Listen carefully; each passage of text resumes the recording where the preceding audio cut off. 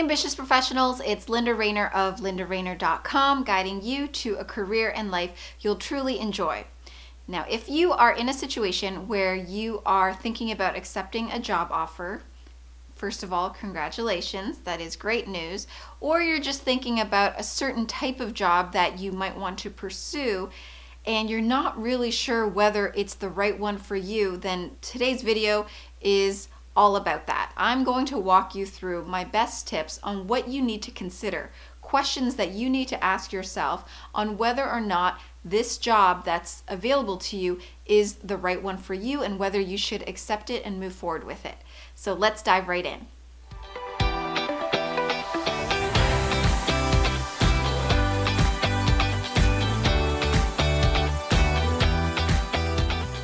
As a career strategist, I've had the honor of being able to help numerous ambitious corporate professionals just like you to land their dream job offers. And so if this is something that you're interested in working with me one-on-one, I can give you details about that at the end of this video. Now, I understand how hard it is to really know if the job that you've just been offered or a job opportunity that you're being presented with is the right one for you. So I've come up with a list of 6 questions that you really want to ask yourself before you take the plunge and sign the offer and accept it. So let's dive right in. Question number 1 to ask yourself is, are the duties and responsibilities in line with what I want to do? Now, I've mentioned this before.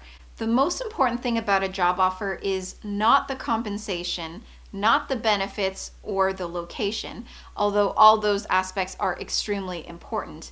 But what's really most important is the job itself. You need to ask yourself, what exactly are the tasks and responsibilities that I'll be doing on a day-to-day basis? Do they sound exciting to me? Do they sound like they're going to help me grow my breadth of knowledge and experience? Are these tasks and responsibilities going to give me a good foundation for the next position that I want to get into? These are extremely important questions to ask because if a job is extremely repetitive and you're someone who does not enjoy doing repetitive tasks, then for sure you're going to be extremely bored and frustrated with this job very quickly. And then you're going to end up wanting to find a new one. But of course, that's going to leave a black mark on your resume if you end up quitting too soon, or if you end up getting laid off or fired because you weren't performing, because you didn't enjoy the role. So those are all things to consider, but it all stems from the question of what are the responsibility and tasks, and you being sure that you understand and know what you have to do on a day-to-day basis. Question number 2 to ask yourself is, does the job give me experience, skills, and knowledge that I can gain and leverage in the future? If you are a true ambitious professional at heart, then you are someone who does not want to end up in a dead-end job.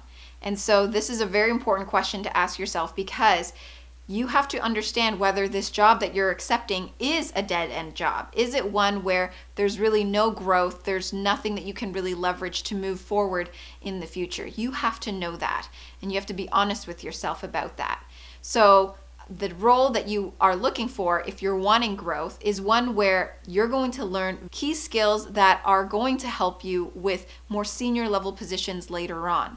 So key skills, whether it's technical, whether they're soft skill related, whether the skills in terms of soft skills are teaching you presentation skills, communication skills, collaboration skills, management skills, those are all extremely important and will be leveraged for the next future role. And in terms of technical skills, you want to make sure that you're not just learning only one type of technical task and that's it, and that's all you do every day, all day.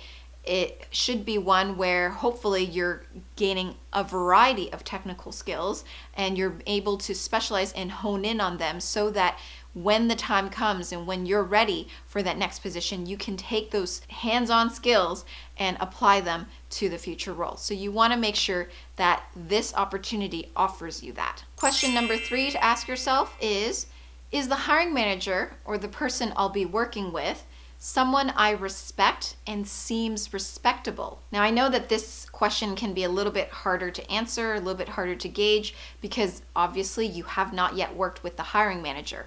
But this is where your intuition and your own inner guidance has to play a role. and to help you leverage your intuition, there are some tactical things that you can do. One thing is to look at LinkedIn. When we look at an individual's LinkedIn profile, we can potentially gain some perspective on that individual's personality or ambitions just by seeing how they've progressed in their career. So, assuming that their LinkedIn profile exists and that it's complete, take a look at this hiring manager's LinkedIn profile and look to see if there's someone who is on the path that you want to be on.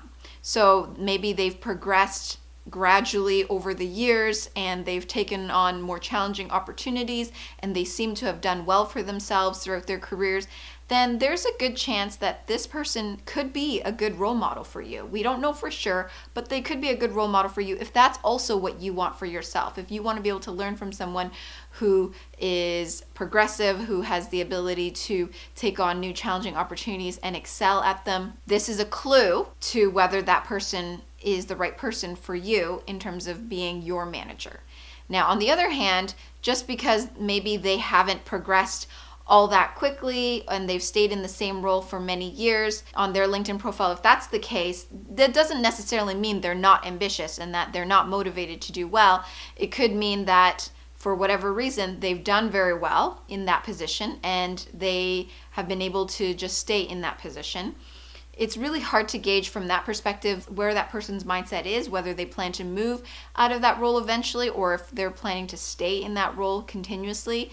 I mean, there's a lot to learn from that person as well, knowing that if they've been in that manager job for a while, then you know that you'll be able to learn a lot from them for that particular role that you're going to be working for them in. But you just want to get a sense. So all it is just take a look at their LinkedIn profile, see how they've progressed, check them out, and then you'll be able to make your own call as to how you feel about them. Now, if looking at their LinkedIn profile isn't all that helpful, then another thing that you can do is to reflect back on the meetings that you've had with them. This is, again, where your intuition and your inner guidance comes in. Reflect back on the conversations you had. How did those interactions go?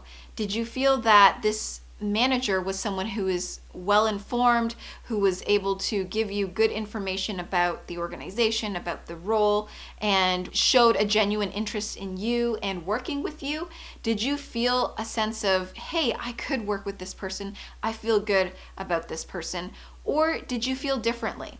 Because honestly, our initial gut reactions and feelings can be very telling of what's to come. So you want to trust in yourself and you want to make sure that this person is somebody that I truly feel I can work with, or even if they're not going to be my best friend, I can respect them and I'll be able to do the job.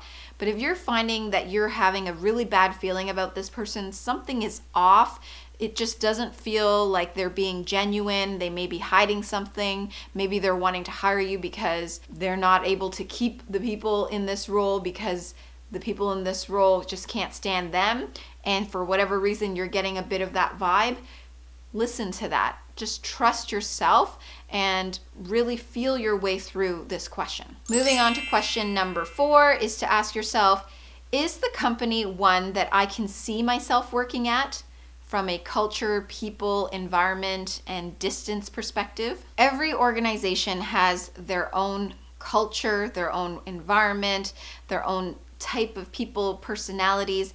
And so obviously none of these are things that you can control, but these are things that you want to be aware of and prepare yourself for before accepting and going into the job. So for example, from a culture and environment standpoint, is this company the type of company where collaboration is nurtured and working together and open communication is nurtured?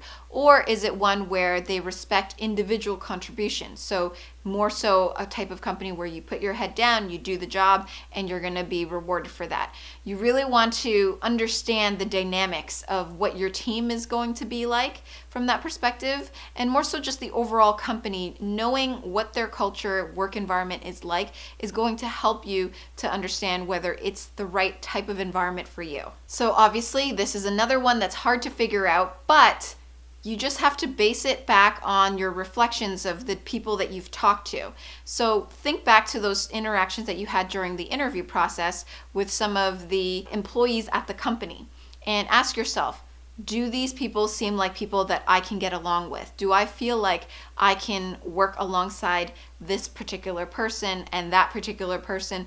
Does it seem like a friendly environment for me where I feel comfortable? Obviously, it's hard to know fully, but if you spend a little bit of time just asking yourself and leaning into whether that's a yes or a no, you'll know the answer pretty quickly. For example, I knew someone who took a job offer that was given to her because she was tired of her current existing job and she wanted out. And there were some red flags that she had experienced through the interview process. She knew that it wasn't necessarily going to be the same environment that she had before, but she didn't realize that it was actually much worse than what she had before. What she found was that the work environment that she was in was one that was very much a gentleman's club or boys club, I don't know what you would call it, but essentially it was one where she just did not feel included, and she kind of felt that way even in the interview process. Even though they wanted to hire her, she got this vibe that it wasn't one that she was going to love. She wasn't as excited for it. And honestly, those are the types of feelings that you want to tap into. Do you feel excited? Do you feel like it's a place that you can join? Does something spark within you that makes you really want to take on this role? If you don't get those feelings, listen to them. This is all part of the questioning process. Question number 5, is the pay in line with what I'm wanting to make right now? Now, I've talked a lot about the job and what you're going to do and making sure that you feel comfortable with the people and the environment and all of that, but obviously compensation is another key factor, because if you are going to be underpaid in this position, then you're going to be underpaid for your next position, likely. What you make right now or what you make next is going to determine the trajectory of what you're going to make later. It's just how it goes, unfortunately. And so you want to make sure that you're not going to be underpaid, that what they're offering you is in line with your skill set, your abilities, your qualifications for that particular position. So just do a check. The way you would do it is to ask around. If you have friends in the same field, just get a gauge and a sense as to what is the market rate for someone like yourself. Talk to recruiters, do your research, find out what is it in your local area companies are willing to pay for people with your skill set for that particular type of role. You want to do all this research and understand if you're going to be making what you deserve. And as long as that's there, then you're good to go. Now, if you are finding that the role is underpaying you and it's offering you less than what you would expect for your skill set and ability and in your local area, then this is the time before accepting the job offer to negotiate. You want to negotiate a higher salary. And so if this is something that you're curious to know more about, you can check out my other video on how to negotiate your salary. Go through that, take some notes, and practice your approach to negotiation. Okay, we've hit the home stretch. So the final question to ask yourself is there a clear path for development and growth beyond this role? Now, you may think this one is similar to the other questions that we've already asked before on growth and development, but what I'm trying to say here is you want to ask yourself if this role that you're going to be accepting is pretty much the only type of role that's really available. There's really nothing else beyond it. So for example, if you're taking on an extremely specialized position and you know that there really isn't growth beyond that position, this is the highest that you can go and this is the most specialized you can be, and you'll still be able to find other jobs in other companies that are the same type of position, but they're not going to be beyond this, then you just have to ask yourself if that's what you want. If you're okay with that, if you like being extremely specialized, for example, I know that certain people are very technical, whether it's in certain fields like engineering or computers, and they're very specialized in their specific areas.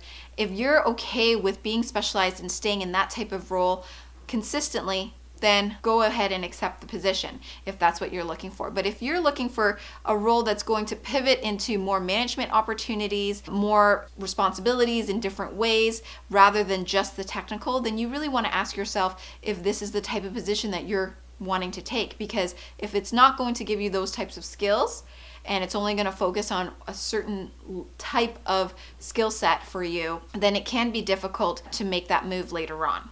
So you just want to ask yourself, is there a clear path? Can I see where I'm going to be after this position? If I can't see it, if you can't see the next role and what that would look like after this position, then you want to reevaluate and just make sure for yourself whether it's the right position for you. Okay, so there you have it. Those are my 6 questions that you really want to ask yourself before accepting a new job offer or considering a new opportunity. And hopefully these will help you to make your decision. Best of luck. Now, if you're currently on the market and you have not yet gotten your job offer and you are wanting to get one-on-one professional help from me, feel free to reach out. Head on over to my website, lindarainer.com/standoutgethired. Read through the page, fill in the application form, and from there, if it seems like we're a match, one of my team members will be reaching out to you directly.